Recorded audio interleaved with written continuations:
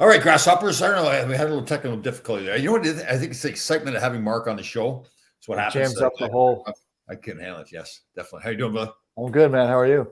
Excellent, excellent. So just to be clear, Mark is a trainer du jour. Trains everybody. Patriot Training Systems is the name of his company. We actually, Mark had worked for the Rangers many years ago, not when I was playing, and we became friends here on Facebook. Facebook, right? Yeah. And his lovely woman in his life, Beth, is her birthday yesterday or today? Today's her birthday. Today is 25 years old. She is 24 and a half. 24 and a half. Okay. So she has one of those. Or some people have like 2 birthdays a year now. I was at a wedding there, my son's wedding a few years ago, and the young people sitting at the table were talking about having 2 birthdays so they get more presents. Yeah, I don't know how you pull that off, but it sounds like it's a pretty good plan to me. Yeah, I know. But and this guy was talking, this is very serious. They just decided to have a second birthday and get more presents. Well, maybe the only way possible is you trace it back to when you were conceived, and then you have 2 birthdays. Yeah. Okay. Oh, I got you. I got you. Nice. Oh, very nice. See, that's why you get the big money right there. Yeah, I can think backwards. Yes. So we were talking about how romantic you are with Beth. You were pretty good. Like, take her to dinner last night. Yeah, took her to dinner. We celebrated the birthday. Yeah. And so you plan things. You make it a special day. When are you pretty good? Well, I mean, we just regular day, but then we went to dinner. Yeah. Oh, okay. All right. Well, I guess every day with you is a special day. Every day with me is a gift. Yeah. Right. Yeah. Okay. I got it. Nice. It comes without a return receipt too. That's the problem. I know I talked about this before. It's like I beat the drum on this, but I did legs again this morning. I did their Jefferson deadlift. Yeah. You know what I'm finding? It's one of those exercises that the more you do it, you get more out of it, right? You get your butt down lower and all that kind of stuff. Yeah. Oh. So nice. I was doing a little bouncing around research this weekend, and kind of what this gentleman was speaking to, I already knew based upon my beliefs in terms of strength conditioning for athletes in many respects. And his thing is that you really shouldn't train to 10. If 0 to 10 is your limit, right? You should train to 7. He calls that, because when you hit 7, you're in your flow state. And his theory is based upon the thought process that if pick an exercise like pull-ups, if you do 10 pull-ups on Monday and you're still sore Thursday, right. All right, why not do 5 on Monday, 5 on Tuesday, 5 on Wednesday, 5 on Thursday? Now you've done 20, so your volume is at 20 and you're not sore. Whereas if you did 10 on Monday, you're still sore on Thursday, but you doubled your volume. And in fact, if you look at it that way, even if you train 3 days a week, because you have to, if you go pretty intense, you need a recovery in between. Right. If you go to 7 as opposed to 10 for 5 days in a row, at the end of the year, you'll have 200 extra training days than you would if you did only Monday, Wednesday, Friday. And his thought is that when you hit that flow state, that's when you're feeling good and that's where you're jamming and that's where you kind of back off and you're done. And he says for an athlete, especially, then you can attack your skill work, on ice or off ice or whatever it is, because you haven't taxed, and this is the most important part of it all, your neuromuscular system to fatigue. It's really important to understand that. So if I go in and do a leg day today, and I did an hour and 15 minutes, but it went pretty hard. I did a pretty good workout. Yeah. His theory is that I should, but I'm trying to get leg days in twice a week. So his theory is that maybe I should back it off to like less and get more leg less days. Reps, less intensity, but you could do that Jefferson squat 5 days a week. And like he made a point that you'll relate to instantly. Think of a farmer. A farmer repeats the same process every day. Yeah. He doesn't say on Monday, well, we're only going to milk the cows today and bale hay. Yeah. It's every day. And again, we've talked about in the past, pictures of Bobby Hull or with his shirt off. The guy was, look, there's a genetic predisposition to it, but he was jacked. And he didn't. I remember when I was a kid growing up on the farm too. I would come back at the end of the summer to training camp for hockey tryouts. I was bigger than everybody else. That's partly the reason I kept, get picked for teams because I was big and strong. Well, but okay, so that's great points because the theory is you're breaking down the muscle tissue and it needs time to rebuild. It's more about the neuromuscular system, believe it or not. So when you overtax your neuromuscular system, there's a deficit, there's a debt to pay for that, right? So we do know that your technique. Think of it this way: if you're doing that Jefferson squat and then you go past the point of fatigue, your technique starts to suck. It pays a price for it.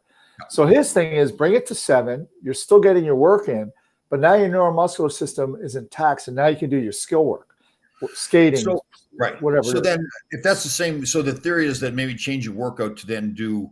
So if I was doing 5 sets of 8 reps on the Jefferson, do 3 sets of 5 or whatever, reduce it, that kind of thing. Right. Yeah. Okay. Exactly. So, and then you're doing more of a full body workout every day because you're going to use that same theory with your chest, your shoulders, your back.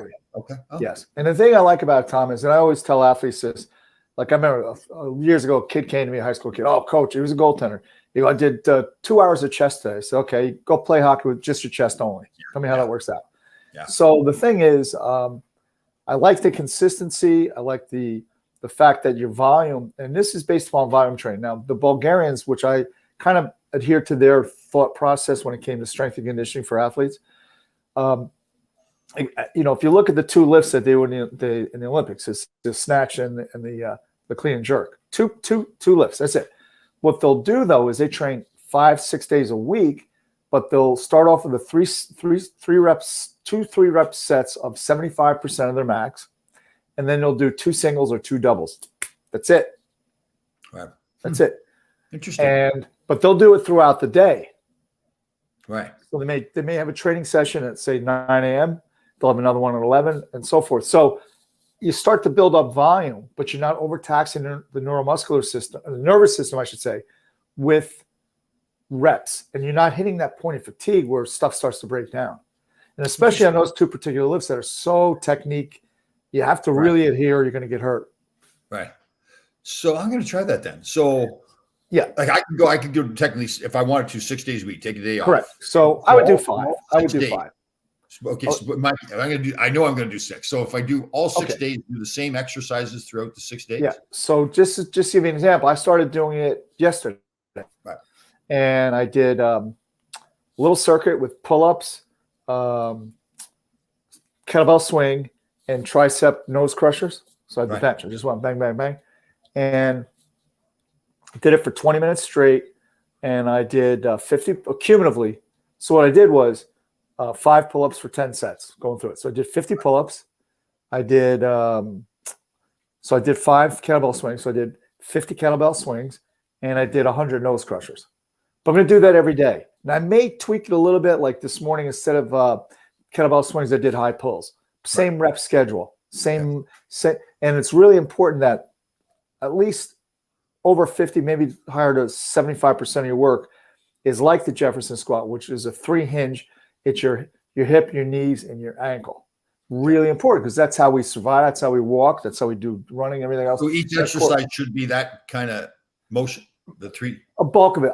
So in other words, the pull-up, not necessarily, it's not a triple hinge movement. Kettlebell swing absolutely is. High pulls, Jefferson squats, those squat regular, that's all three hinge movements. Gotcha. Okay. Yeah.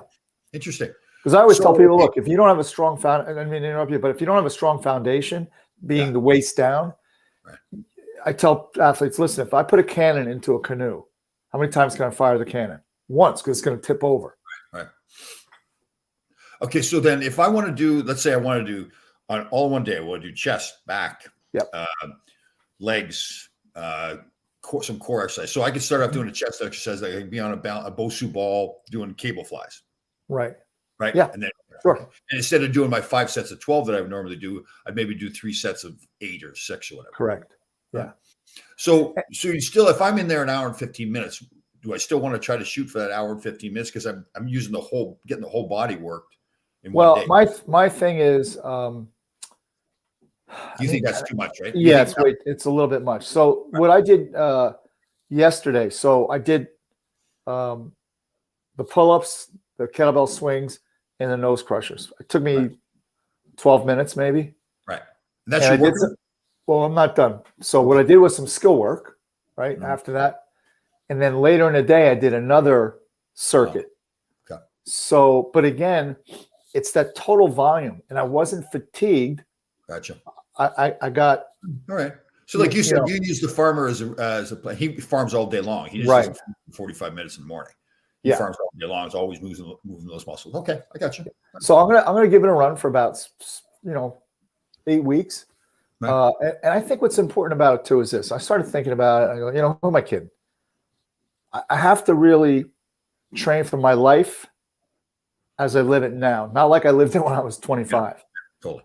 So this is good because it cuts down the injury percentage, or risk, I should say, injury risk, because you're not pushing yourself to a limit. Right. And I guess it does cut down the wear and tear, right? Like your knees get, sometimes you're doing like. So there's a guy I encourage everyone to go look at on YouTube. It's knees over toes. Just put knees over toes. Mm-hmm. And, he talks about being an athlete or just weight training. There are certain movements that are fabulous. One of them being the squat. The problem is, over a period of time, over decades or years, that compression of the spine, because the weight is pushing you down. And he believes in and he does this, he didn't elaborate on this point, but what he does is pretty much the same thing. He'll do sled pulls every day, because he said it's not compressing your spine. Right. It's a three hinge movement, and there's no weight on your knees because you're going backwards. Yeah. Right.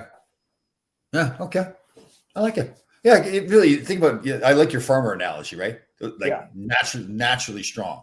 Right. They never work out, but they're working all day long, 6 days a week.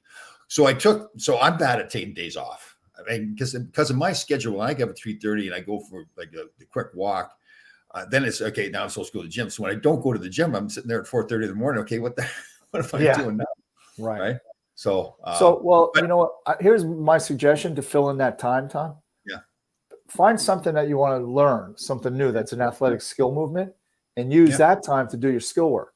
Yeah, good point. I can come up with suggestions. Still go to the gym, but just do something. Right. Yeah. Okay. Right. Yeah. And I like the fact that I could break it up, because like you, my schedule, we're on now, then I'm off, and then I got another appointment. But if I have that half-hour period, I can grab 20 minutes of it and do my thing. Yeah, for sure. I like that part of it too. But I guess the thought is like, so if I had two muscles going in opposite directions, right? And you're repetitively doing this over the volume is what you're looking at. You're going to build up a callus, because you're constantly, maybe this isn't such a great analogy, but if I were to do it violently, I'm going to cut myself. And that's where the, not damage, but the delayed onset of muscle soreness where you, holy mackerel, I can't walk. And there's a time and a place for that. In fact, he spoke to that. He said that, like, if you're competing for an event, say you're a fighter, you do this long duration volume type of work, but then obviously leading up to maybe the 2-3 weeks before the competition, the fight, then you pick it up to an intense level. Interesting. But that makes sense, right? Yeah, that's cool. I like that. And if you think about it, Tom, what is, we've always, when I say we, but the people in the strength and conditioning business, whether it's football, hockey, basketball, whatever it is, we have a 30-day, we call it active rest period when your season ends. Because let's look at hockey. You have a lot of contusions, a lot of aches and pains from a long season, right? So 30 days, I say, listen, do anything but go on the ice. Do not go on the ice, which most guys don't. I said, don't go to the weight room. Go play basketball. Go play tennis. Do something athletic, but that's not going to be, obviously you don't want any kind of contusions or stuff like that. And then you start what we call our general preparatory phase. So after that 30 days, we do 4 weeks of, higher rep, 10 and 12 rep at like 70, 75% of your max. Then we go into a strength phase where we lower the reps, increase the percentages.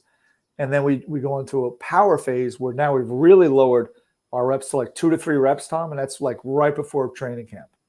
And then you're peaking and you go into camp. So there's an ebb and flow to it. But what's good about this is that since you're not playing hockey anymore and I'm not competing anymore, we can maintain in a healthy way and still make gains, obviously, because it's all about, and I agree, it's the volume. At the end of the year, how much weight did you move? It's not how you did it, it's how much weight did you move? Okay, so and you touched on something there, and I think I know what your answer is going to be. But so a lot of people I see in the gym or whatever, people, men, women, as they're getting older, saying, "Well, I'm not going to be as strong as I was in the past." I still think if you get smarter, you're eating better, training smarter, like you're talking about now, you can still. I think if you have some ebbs and flows in your strength, if you've lost a little bit of your strength, you can still regain that strength. Your body has. I would tell you, you're 1,000%. I hate saying that. You're 100% correct. There, and the old adage, and I'll go back even before we get to where we're at in our life, but they used to say when you turn 30 as a football player or baseball player, basketball player, hockey, you lost half a stride. You lost half a step. Yeah. No, you didn't. The difference is now you're in the league 10 years, and maybe you didn't train in the offseason as hard as you did when you were 20 trying to crack the lineup. Right. And maintain it during the season too. Right. Like that's the other regret I have, that I wish I was more knowledgeable when I played about training during the season. I would train during the off season and come back in fantastic shape.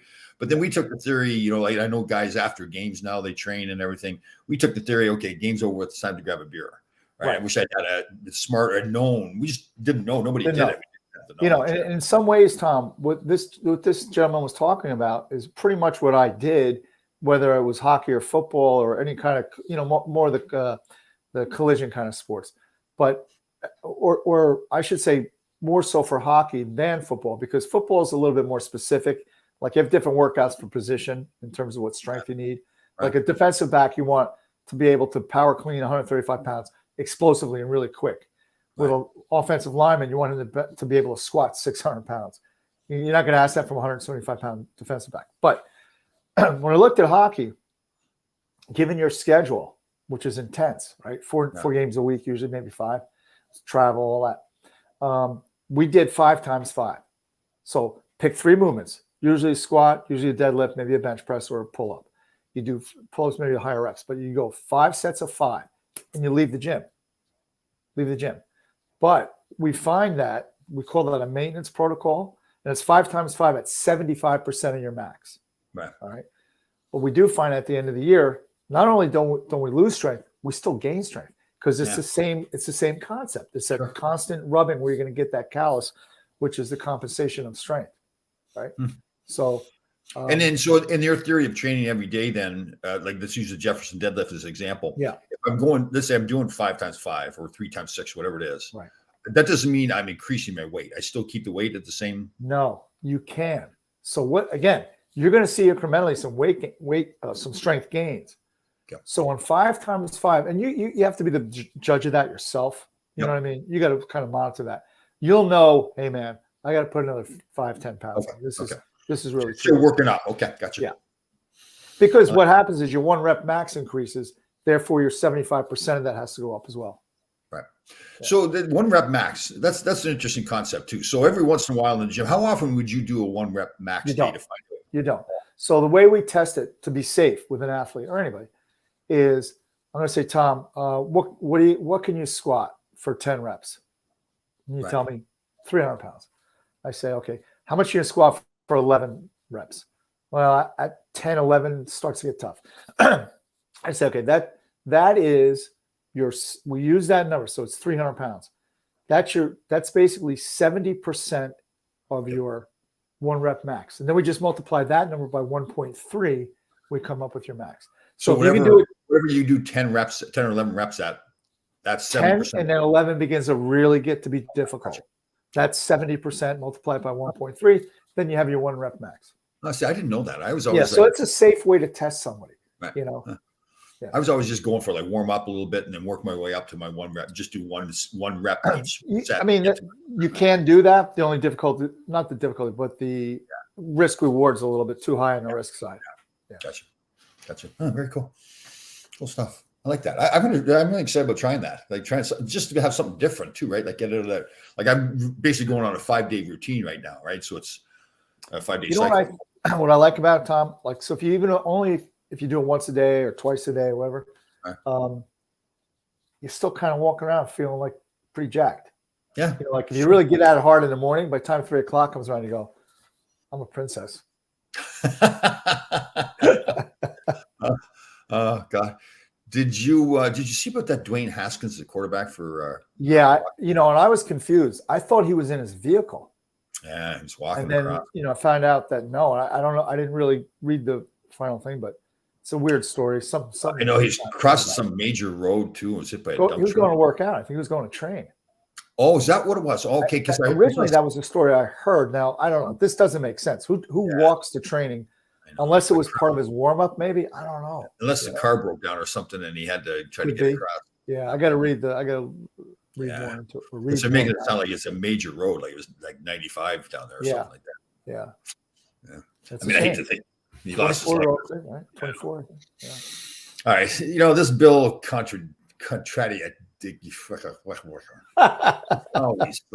always getting under my skin. He sucks up to you. He sucks up to Larry Melnick. Yeah. Well, we pay him well, I know, yeah. But one thing he's got going, he's a former firefighter, I believe. So yeah. God bless him. We love our first responders. Thank you for that. Cut him some slack for that. But yeah. August 9th is the date of our swim August across. 6th. August 6th. Yeah. Okay, good. Yeah. I got to post that little thing. So everybody doesn't know it, but you should watch this before should know. So the Navy SEALs, started by Bill Brown, started to swim. This will be the fourth annual. Correct. Fourth annual. So they go from Liberty State Park over New Jersey, swim to a barge, get up on the barge and do 100 push-ups, 22 pull-ups. Yeah. Go to another barge, do the same thing, and then swim to Lower Manhattan. And it is one patriotic sight. I'll tell you the whole event, but the event where they have a bunch of speeches at Liberty State Park. There's a monument there with all the names of people who killed in 9/11. And that's fantastic. And then when you get into Lower Manhattan, the vision of those, like, it's going to be probably close to 200 people, and all the Navy SEAL guys, most of them are just totally jacked. They got the tight little shorts on, they get a flag over their shoulder, and they're running through the streets of Lower Manhattan with the bagpipes going. And that is unbelievable. Yeah. Oh, when I first saw that, I was like, oh, jacked. Yeah, the guys are training up for it now. They're all getting ready, Right. And all the money goes to the GI Go Fund. So anybody, you can donate money now if you want. Again, the GI Go Fund. Yes, GIGoFund.org. Yeah. Right. And then, so I think the bulk of that money goes for veterans here locally, correct? Well, GI Go Fund works predominantly in this pocket here. In fact, when they opened their office in Newark, they're right across the street from Penn Station in Newark. There were 200 veterans homeless encampment. Oh. They got it down to 180. Those last 20 just don't want to be budged. But so they were able to get 180. And they also have a job resource lab, so to speak, center in their building there at Gateway 1 in Newark. And the way that works is, say someone was a helicopter mechanic in the Air Force, and they get out of the service, they go there, they tell them what their skills are, they will source them a job in that particular area, which is a really great, way to get things done for these people, for the veterans. And they do a phenomenal job. Yeah. So Mark plays a huge role. He puts the whole thing together. Basically, he gets the barges lined up and boats and all that kinds of stuff in the harbor. Yeah. And that's a lot of work by you. And we basically show up on the day of the event and help out doing any way we can. But it's a lot of fun being a part of it. We're up on the barge. There's a lot of moving parts. Without you guys, it doesn't happen. I mean, it's a lot of work. Yeah. That was so it started off with the first year's like 30, the first year? 33 like SEALs the first year, 56 the second year. Last year, 140. Right. So it probably would get close to 200, I think. Because still people just keep inviting new people all the time. That's basically. Yeah. I don't know what the numbers will be this year, because last year was a little bit different in the sense that it was the 20th anniversary of 9/11. And also, unfortunately, the 10th anniversary of Extortion 17, which was when the 28 SEALs were lost in a Chinook that was taken down by an RPG. Yeah. So Barry Shelley, our buddy here, are you going to speak at this event, Tom? If I recall, the last speech you gave at an event, the woman had a hard time giving it. So funny story. This is hilarious. So my father passed away. He had dementia. I was on a radio show, I guess probably a year and a half ago. And two women were on the show, very nice people, were in charge, heading up the Westchester Walk for Alzheimer's. They have walks all over the place for Alzheimer's. So knowing that was on, I was excited to be a part of it. And once they saw all the things that I do, they wanted me to really do a lot of extra stuff to promote the event and actually do what they called, one woman called as the voice of God at the event, right? Which, of course, once you tell me I'm the voice of God, right? You can't get the where you go with that, but up. Yeah. So she had a script for me and everything. But she knew my personality, that I was a smart aleck, and I had to. And before the script, I said, "You want me to stick to the script?" She says, "Well, yeah, but I mean, you can do some other little stuff." So, again, to her credit, there's a lot going on the day of the event, right? She's the lead. Everybody's coming to her with problems and everything. So my sons were there with their girls, and of course, when I get the microphone in my hand, my goal was to embarrass them as much as possible. Announce that they're there and the whole bit. And I didn't take that long. It was 10 or 15 seconds. So Esther, this really nice lady that was putting the event together, comes walking by.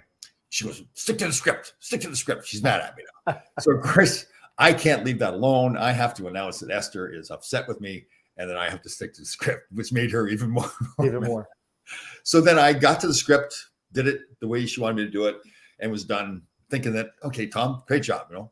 So I get down off the stage, and she grabs the script out of my hands and looks at me and goes, "You're done. That's it." I get benched at the volunteer event. And again, I was kind of like, "Are you kidding me?" But again, to her credit, everybody's coming to her with questions and problems and everything she's trying to solve. So I think the stress was. The question is, have they had you back since? No. It's funny, Tom, when I was a kid, I was down by my aunt and uncle down in Jersey Shore, and my aunt laughed at just about every joke I told. Right, so there was something about her that wasn't right, I guess. But anyway, we're sitting around about to have dinner. Back in those days, she's cooking and TV was on. I said something, and then she looked at me. She said, "You should be on television, right?" And then my uncle says, "Yeah, because then I could change the channel." So I think that was his way of telling me to shut up. That's funny. So Bill wants to know, I'm assuming Bill is asking to help out with the swim across the Hudson. I think probably the best way is just contact Mark, correct? Yeah, get a hold of me, Bill. If you want, you can private message me on, I think my phone number might be on Facebook. I don't know. But if it's not, private message me, and then I'll give me a call as we get closer, and we'd love to have you. Yeah, it could be fun. I mean, there's a lot to do. I mean, there was a lot of moving parts last year with about 130 people, even more. And the event, I know we've talked about this before, but the presentation before they start the swim in front of this monument. Yeah. So there's this monument with the two walls. I'm sure a lot of people have seen it. Fallen Towers. For the Fallen Towers. A lot of names, or all the names on it for people that lost their lives. And when you stand there looking at it, obviously you can see, is it meant so that you can see right where the towers were? You know what? I'm not sure. I think it is, though. And there's a piece of structure from the building in front of it as well. Remember? Yeah. Right. Yeah. And so they get up, a bunch of speeches made. The one guy was he reading from the Bible last year? Remember he asked? Oh, Lou. Yeah, that's Lou. One of the SEALs. Yeah, that's Lou right. Kopp. He did the benediction. Yeah. Right. And then there's one part of it where he asks, where the Lord said, "Who will I choose?" Right. This has that one part. And one guy in the crowd, I don't know, one of the Navy SEALs, I don't know if it was planned or not, but he stood up and said, "Choose me, I will go." Yeah. Like, oh man, it was like, again, it didn't seem like it was planned like that. I thought maybe it was, but he did it just. Well, it's funny. You were relating the story that when Bill Branham came up to, so you got the same scar, right? And he said, "Oh yeah, did you get your spleen out?" I said, "No, I was shot." Well, the first year we did the swim, the pull-up stations we had were kind of rickety. Yeah. So I brought along, I brought beef with me. I brought my buddy Blake, who played for Chicago. Played for the Bears and played for Buffalo. And then I brought my friend Augie, who played for New Orleans. I mean, they're just massive men. So I got them and here I am, I'm bracing up this thing here, right? And I didn't know Lou, and the guys are lining up to do pull-ups. And he's shaking his arms. He's going, "Hold on a second." He goes, "I got 2 fake elbows." I went, "Okay." I didn't even ask. Really? Yeah. Oh God. Yeah. That was the funny. It wasn't just what that gentleman said to me. It was the way he said it too. Right. And I'm thinking, hey, it's a big deal. I got a scar from a spleen coming out. And the way I asked him, just matter of factly, like, "Oh, you got spleen out," because that's what I thought it was. And he was, "No, I got shot. They had to move around some body parts." That's what he said to me too. Yeah, just another day. Yeah. At the office, yeah. So Bill is just confirming here that yes, these towers, it's really fantastic. And that is Liberty State Park, right? Isn't that Liberty State Park? Right. Yeah. And then we do the long flag run down to where they get wet, where we see all the commercials for Geico or I don't know, one of the insurance companies with the tower in the back. Yeah, that's where not the tower, the statue. And they do 22 push-ups or 100 push-ups before they leave. 100 push-ups, 22 pull-ups at each way along each stop. So first one, statue, Ellis Island, then New York. The speeches, I think it was different. So the first one I did, which was the second event, they had the one Marine get up there. Right? So all the Navy SEALs that are going to swim, they're all in between the two walls, the monument. And he made that speech about the concertine and all that. Remember? Yeah, that's I forget his name. He's a brigadier general out of New Jersey, I think, down in Monmouth. God, great guy. It's looked like he's, I don't know, probably 70 years old, but still in great shape and everything. That firm, that confident voice, the way he said it, that was incredible. That was And we had a great crew. I mean, we had a great barge crew last year. Yeah, we did. Some tier 1 dudes. Yeah, it was good. Yeah, we did. Yeah. So what have you got planned for tonight for Beth? Any continuing? There'll be some magic, but we'll talk about that later. Does she realize how lucky she is? Like, does she, or do you just tell her? You tell her. I catch her praying in the morning, so I'm not sure out of the fact that she's happy or praying that I won't come home. Something might happen. Yeah, something might. Yeah. Can today please be the day he doesn't come home? It's funny you mentioned speaking. So I went to usually once a year. My friend Jeff, who's my son Sean's godfather. Jeff is a great athlete. I think I mentioned before. Played for the Cubs, and then he played football. And he teaches. He's been teaching at the local high school. Won 3 state championships in football, baseball. He's quite an accomplished guy. So I spoke there Friday, and I'm leaving the house. And where are you going? So I'm going to speak at Jeff's school. Please be careful. I don't know. Why does she have to say that? What is she afraid of? I don't know. Yeah. It's funny you said it too, because we coached the girls' high school team this year, and they found it pretty funny to pick on me all the time too, both the coach, the head coach, female, and the girls. And it was pretty funny, some of the stuff. When I told the head coach, her name was Brooke, that I was going to be playing in this alumni game against the Islands on the 23rd, she looked at me and goes, "Are you serious?" She's really like, just stop. Concern for your safety. Yeah, concern for my safety. Safe for you to be playing? Smart. They were good. Girls were fantastic coach this year. So I'm not going to do it next year. Again, I know because you do it all the time, but the time, with me, a lot of stuff I'm doing is at night too. And that's all the practices. The problem for guys like you and I, and anybody that is involved in a sport they have a passion for, you go in thinking, I'll help out a little bit, and then next thing you know, man, you're totally in. Yeah. That's exactly the case. Like I told the coach at the start of the year, I said, "Listen, I can make about 50% of the time," but I found myself, I couldn't do it. Like I had to be there, right? And the thing is, like whether you're coaching in the NHL or youth hockey, or whatever, if you're competitive by nature, you don't care who the athletes are. You want to win. You want to. That's true. That's true. Yeah. You want to get, as a coach, you want to get the best out of the girls. No matter what. Yeah, I know. And it happens too, and there's nothing wrong with it. So there's some girls that are super competitive, all about team, and other girls come out for the sport that are fantastic girls, really nice girls, but it's more of a social thing to them. That's it. It did change, Tom. I remember when I was coaching my son in high school hockey, we had a JV program, and it cost probably 30% of the budget for the team. Right. And I'd go to a JV practice and I'd look, I go, none of these kids can even skate. Right. So I said to the AD, I said, "Hey, look, maybe we don't have a JV team. We just have a varsity team. We could take those resources that we're spending there, put them into the varsity program." He goes, "Nope. It's about the social experience. Every child." And it was different. When you and I, you had to make it. I got cut in 7th grade from the basketball team in middle school. I was devastated. Yeah. And I looked in the mirror. I go, "Yeah, I don't know if any 4'8" guards ever make it to the NBA."